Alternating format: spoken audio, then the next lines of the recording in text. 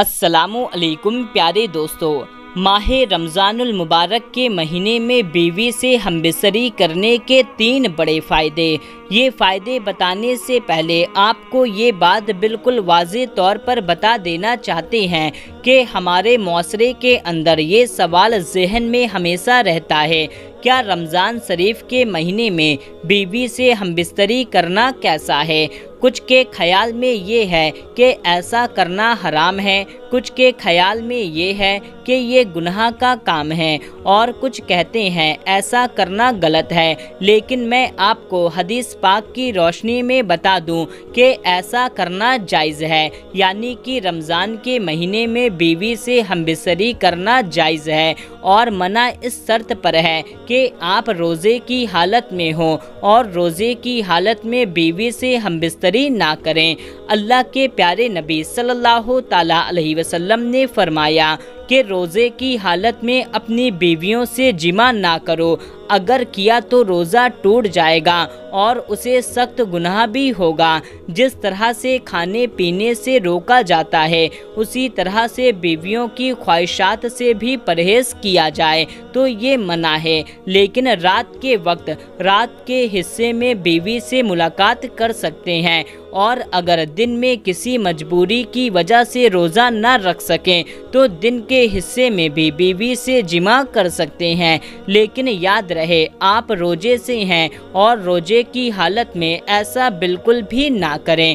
اب آپ کو بتاتے ہیں کہ رمضان کے مہینے میں بیوی سے ہمبستری کرنے کے 3 بڑے فائدے۔ نمبر 1، اولاد نیک پیدا ہوتی ہے، کیونکہ رمضان شریف کے مہینے میں اللہ تبارک و تعالیٰ اپنی خاص رحمت اور برکت نازل فرماتا ہے، اور اس مہینے میں لوگ عبادت کرتے ہیں، نماز روزہ اور اللہ کی عبادت میں مشغول رہتے ہیں۔ اس کی وجہ سے قلب روشن ہوتا ہے، قلب میں ایک نئی تازگی، ایمان کی ایک نئی حرارت پیدا ہوتی ہے۔ اس کی وجہ سے مرد اور عورت کے منی، یعنی جس منی سے اللہ تبارک و تعالیٰ ایک انسان کا وجود ظاہر کرتا ہے، تو اس منی میں نکھار پیدا کر دیتا ہے۔ دیکھیے، اللہ والے اور اللہ کے ولی جن کی اولاد بھی نیک ہوا کرتی ہے، تو اس کی وجہ صرف اور صرف یہ ہوتی ہے کہ یہ عبادت کرتے ہیں، جس کی وجہ سے ان کا قلب تو روشن ہوتا ہی ہے، ان کا ایمان بھی ایک دم نورانی ہوتا ہے۔ اس کے علاوہ اللہ تبارک و تعالیٰ اس کے منی کو بھی نکھار دیتا ہے، جس کے ذریعے سے ان کی ہونے والی اولاد نیک پیدا ہوتی ہے۔ ان میں سے نیک تاثرات پیدا ہوتے ہیں، اچھے تاثرات پیدا ہوتے ہیں، جس کے ذریعے اولاد نیک پیدا ہوتی ہے، تو عبادت کے ذریعے سے اس مخصوص پانی میں نکھار پیدا ہوتا ہے، تو اس لیے اولاد نیک پیدا ہونے کی کافی حد تک یقین رہتا ہے۔ نمبر 2، یعنی دوسرا بڑا فائدہ کہ رمضان کے مہینے میں بیوی سے ہمبستری کرنے سے، یعنی کہ جماع کرنے سے شیطان کے تاثرات سے میاں بیوی محفوظ رہتے ہیں۔ اس کا خلاصہ یہ ہے کہ ماہ رمضان کے علاوہ اور دنوں میں شیطان بیوی کے کمرے میں داخل ہو جاتا ہے، جہاں میاں بیوی اپنی خواہشات کو پورا کر رہے ہوتے ہیں، وہاں وہ داخل ہو جاتا ہے اور اپنے تاثرات بیوی کے شکم میں، یعنی کہ پیٹ میں داخل کر دیتا ہے، اور اپنی شرارت کرتا رہتا ہے، جس کی وجہ سے شیطانی شرارت والی اولاد پیدا ہوتی ہے۔ اب آپ سوچ رہے ہوں گے کہ ایسا کیسے ہو سکتا ہے، تو ہم آپ کو بتا دیں کہ اللہ کے محبوب اور ہمارے پیارے نبی صلی اللہ تعالیٰ علیہ وسلم نے ارشاد فرمایا کہ شیطان تمہارا کھلا دشمن ہے۔ جب بچہ پیدا ہوتا ہے تب شیطان آ جاتا ہے بچے کو پریشان کرنے کے لیے اور اس کے ساتھ شرارت کرتا ہے۔ بچہ کافی پریشان رہتا ہے، تو اس لیے بچے کی پیدائش پر اذان پڑھنی چاہیے تاکہ بچے کو راحت مل سکے اور شیطان بھاگ جائے۔ اللہ کے نبی صلی اللہ تعالیٰ علیہ وسلم نے ارشاد فرمایا کہ اذان پڑھنے سے शैतान काफ़ी हद तक काफ़ी मील दूर भाग जाता है।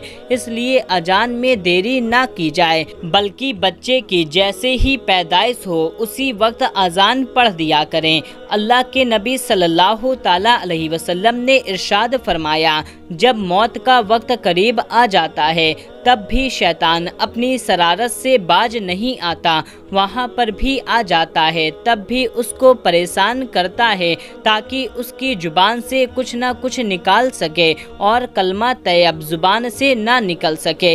इसलिए वहाँ पर जो लोग मौजूद होते हैं वो कलमा शरीफ जोर जोर से पढ़ते हैं ताकि मरने वाले को कलमा याद आ जाए और वो सुन करके कलमा पढ़ ले। और जब इंतकाल हो जाता है तब भी वो शैतान पीछा नहीं छोड़ता, कब्र के अंदर भी आ जाता है, जिसको बहकाने के लिए, परेशान करने के लिए शरारतें करता है ताकि ये सवालों के ठीक ठीक जवाब ना दे सके।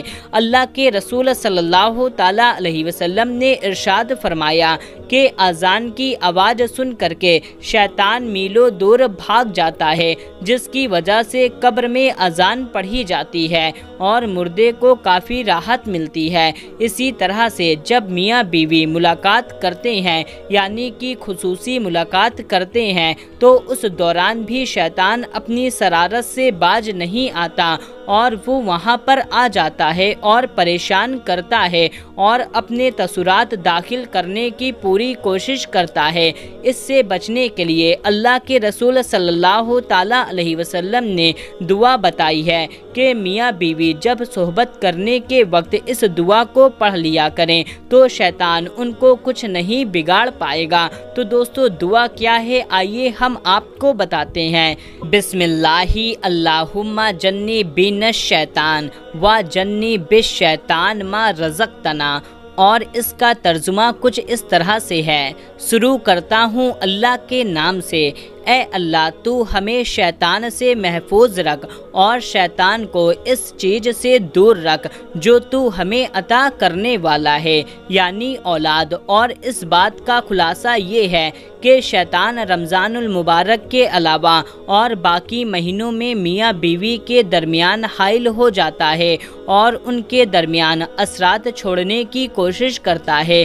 इससे बचने के लिए हर इंसान को ये दुआ ज़रूर पढ़नी चाहिए। और रमज़ान के महीने में हमबिस्तरी करने से नेक औलाद पैदा होने की उम्मीद बढ़ जाती है, क्योंकि अल्लाह के प्यारे नबी सल्लल्लाहु ताला अलैहि वसल्लम ने फरमाया कि रमज़ान के महीने में शैतान को जंजीरों से अल्लाह तबारक व ताला जकड़ देता है।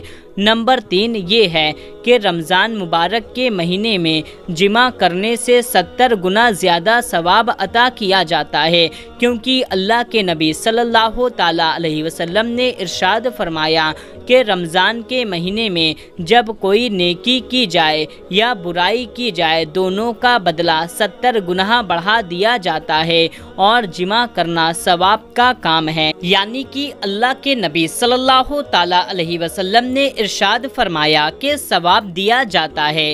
ये बहुत ही हैरत की बात है। लेकिन एक बार सहाबा इकराम ने अर्ज़ किया, या रसूलल्लाह सल्लल्लाहु ताला अलैहि वसल्लम, मियाँ बीवी मुलाकात करते हैं, उनको भी सवाब मिलता है? तो आप सल्लल्लाहु ताला अलैहि वसल्लम ने फरमाया, जी हाँ, अगर वो जिना करते हैं तो क्या उनको अजाब नहीं दिया जाता? और वैसे भी वो मियाँ बीवी के हक अदा कर रहे हैं, इसलिए अपनी बीवी से जिमा करने से अल्लाह तबारक व तआला सवाब देता है। और जब रमज़ान के महीने में जिमा किया जाए तो 70 गुना ज़्यादा सवाब अता किया जाता है। ये 3 बड़े फ़ायदे हैं रमज़ान के महीने में बीवी से जिमा करने के। लेकिन याद रखें कि रोज़े की हालत में जिमा ना करना, वरना आपको सख्त गुनाह होगा और आपका रोज़ा भी टूट जाएगा। ये कतअन मना है और कतई तौर पर गलत है, इसलिए इसका आप खास तौर पर ख्याल रखें और जो 3 बातें आपको बताई गई हैं उनका खास तौर पर ख्याल रखें, क्योंकि कौन ऐसा होगा जिसको नेक औलाद की ख्वाहिश नहीं होगी। तो प्यारे दोस्तों, इस वीडियो में बस इतना ही। अगर ये वीडियो आपको जरा सा भी अच्छी लगी है तो आप इस वीडियो को लाइक करके चैनल को सब्सक्राइब कर लें। मिलते हैं तब तक के लिए, अल्लाह हाफिज।